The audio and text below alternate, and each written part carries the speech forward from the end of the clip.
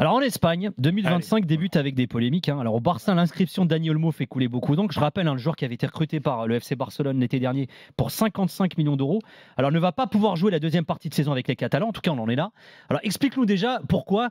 C'est quoi le problème précisément avec l'inscription de Dani Olmo au Barça, Fredo? Alors, on va essayer d'être pas trop technique, mais c'est technique. C'est des règles, voilà.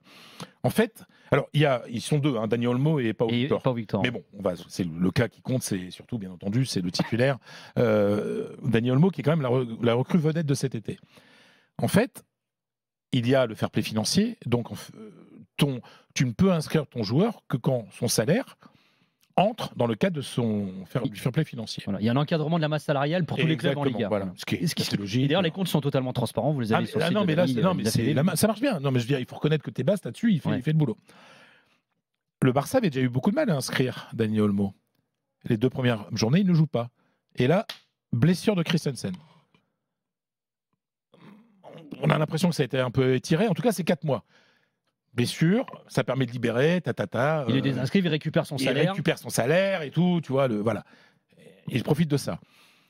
Sauf qu'à un moment, la blessure n'est pas éternelle et que, arrivé au 31 décembre, le Barça n'avait toujours pas réussi à donner les garanties financières à la Liga.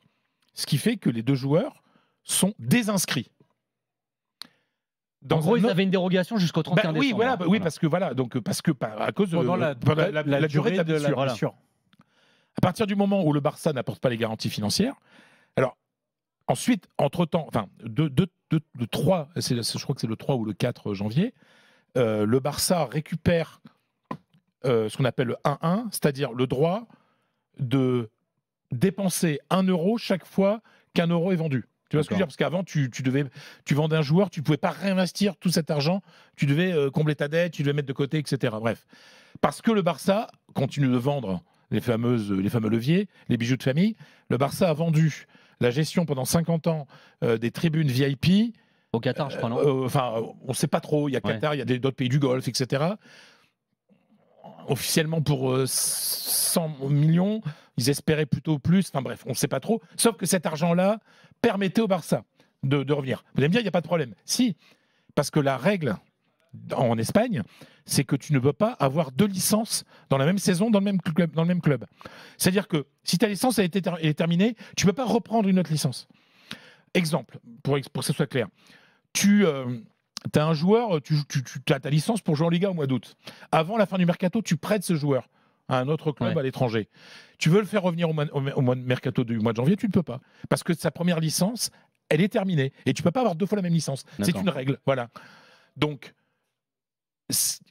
le Barça va devant la justice, donc ce qu'on appelle el TAS, le tribunal arbitral du sport. Le TAD en espagnol, qui est en français le TAS, pour demander à ce que ça puisse, qu'ils puissent valider l'inscription, etc. Sinon, ils sont prêts à aller encore devant la justice. Là, ils ont déjà perdu 2 fois en justice à Barcelone par rapport à tout ça, mais en fait, c'est une extrême mauvaise gestion. Ils ont eu 4 mois pour trouver la solution. Laporta l'a pas bien fait. Laporta, alors, il se fait démonter dans la presse catalane. Même, tu vois, dans le grand journal Sport, qui est un journal, qui s'appelle Sport, qui est un très bon journal catalan, il dit à Barcelone pro-Barça, les éditos sont ravageurs sur Laporta pour une raison très simple, c'est que c'est pas possible de jeter comme ça autant d'argent, parce qu'il a coûté 55 millions. Mais en fait, légalement, il aurait le droit. Il ne peut plus jouer, il aurait le droit de demander de payer jusqu'à la fin de la saison. Alors, c'est surtout qu'il a même une clause dans son contrat qui prévoit que si jamais son contrat n'est pas homologué, enfin, il n'est pas inscrit, parce qu'il y a ce risque-là. Il peut partir là au mercato. C'est-à-dire que le Barça aurait perdu 55 millions. Il peut partir signer au Bayern, au PSG, où tu veux, au Racing Club de Lens, par exemple. Mais tu vois, mais c'est un truc de fou. Alors, le joueur, il est quand même, pareil pour Pau Victor, il est attaché au club. A priori, il va peut-être trouver une solution. D'être prêté, enfin, de partir pendant 6 mois et de revenir après, de continuer son aventure au Barça. Juste parenthèse là-dessus, parce que c'est ce que je disais, il y a une théorie qui est sortie par Sport, c'est en gros, Dani Olmo ne peut pas être inscrit par le Barça, donc il est libre, il partirait à Milan pendant 6 mois, et après, il signerait juste 6 mois à Milan, et il reviendrait l'été prochain à Barcelone gracieusement, en gros, et il serait réinscrit par le Barça. On y croit ça ou pas en Italie ? Ce qui est certain, c'est qu'il y a beaucoup de directeurs sportifs italiens qui regardent la situation de Dani Olmo de très très près. pas seulement à l'AC Milan, mais l'AC Milan notamment, parce que c'est un joueur majeur, que c'est un joueur qui a fait un Euro extraordinaire. Hein. Là, le monde entier a vu le récupérer pour rien, même si c'est que 6 mois avant de le renvoyer à Barcelone. Tu payes son salaire, c'est tout. Tu payes son salaire et tu as un joueur compétitif qui est prêt et apte physiquement. Et c'est un moindre mal pour le Barça parce que dans ce cas-là, c'est Milan qui prend en charge le salaire. Et puis, le Barça ne perd pas finalement les 55 millions qu'ils ont investis. Donc, après, c'est la bonne volonté du joueur. Hein. Ouais. Ça ne dépend que de ça. Mais je trouve que le Barça a une grande chance, comme depuis plusieurs saisons, avec leurs joueurs. C'est l'attachement que démontrent les joueurs pour le club. Parce qu'on a longtemps parlé de Frenkie. Vu comment ils l'ont maltraité et ils continuent à être attachés au club. Des joueurs qui signent sans avoir même la certitude de pouvoir être enregistrés. Des joueurs qui ensuite acceptent d'être enregistrés pour 4 mois simplement, sans aucune visibilité sur les mois qui vont suivre cette demi-saison. Je trouve que le Barça, c'est quelque chose qu'ils ont gagné grâce à leur histoire, grâce à leur palmarès, les anciens grands joueurs qui sont passés. Cette admiration-là pour le Barça mais aussi parce que leur sert beaucoup aujourd'hui à retenir des joueurs dans des situations qui ne sont pas simples. Oui, mais c'est aussi parce que le Barça a bien choisi ses joueurs, des joueurs qui ne sont pas des mercenaires. Oui, tu vois ce que je veux dire, parce qu'ils ont mis rappelle-toi, par exemple, quand ils avaient recruté Arthur Melo n'avait rien à foutre, tu vois, c'était une mauvaise pioche. Ils s'en foutaient du Barça, tu vois ce que je veux dire. Donc le fait de prendre des joueurs comme ça qui ont de manière ou d'une autre un attachement au club fait que ça permet de gérer ce genre de choses. Mais rappelez-vous ce qui s'est passé cet été. Pourquoi il n'est pas venu Nico Williams? Rappelez, parce qu'il voulait faire d'un côté Lamine Yamal, de l'autre côté Nico Williams, comme pour l'équipe d'Espagne à l'Euro, vainqueur de l'Euro. Alors il y a plusieurs choses. L'attachement, c'est toujours dur de partir de Bilbao. L'attachement de Nico Williams à son club. En plus, on gagne très bien sa vie à Bilbao.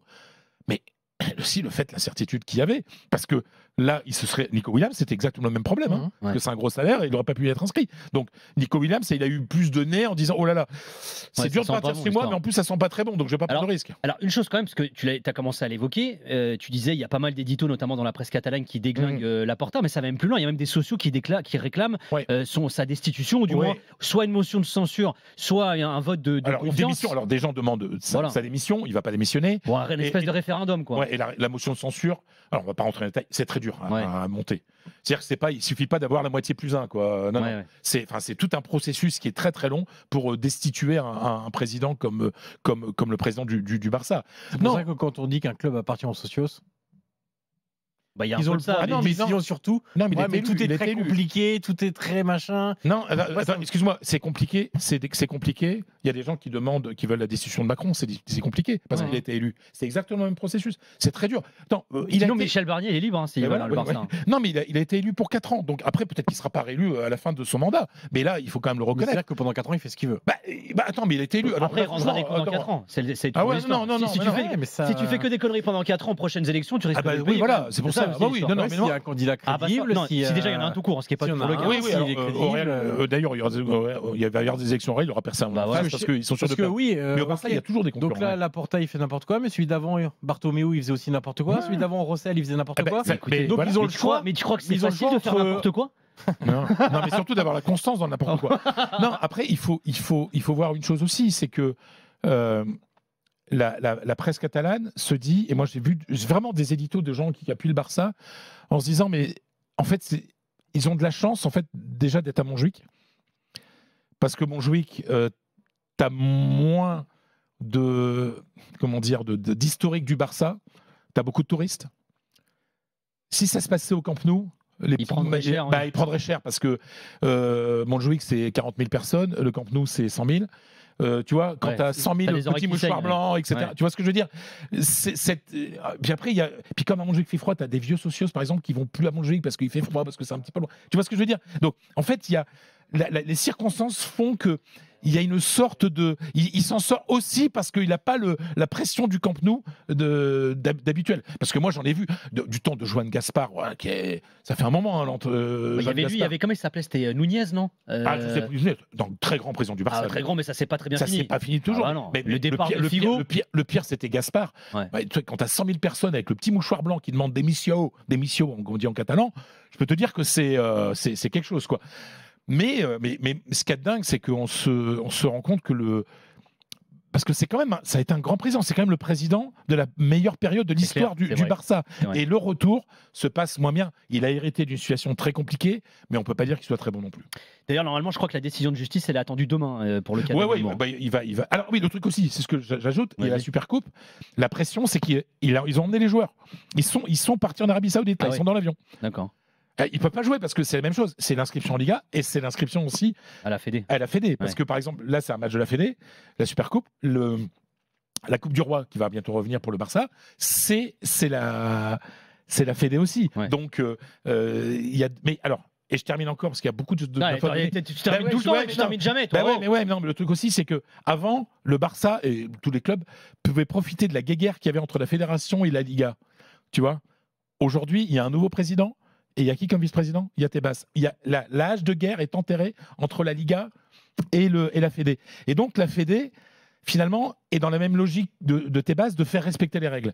Et d'ailleurs, quand on pose la question aux entraîneurs, à Ancelotti, notamment Simeone, dit les règles sont les mêmes pour tout le monde. Donc, en gros, ça ne serait pas très bien vu qu'ils puissent inscrire les joueurs. En tout cas, décision attendue dans les prochains jours. Je vous invite d'ailleurs à aller lire un très bon article sur rmcsport.fr qui raconte d'ailleurs un peu les détails de cette histoire. Dani Olmo.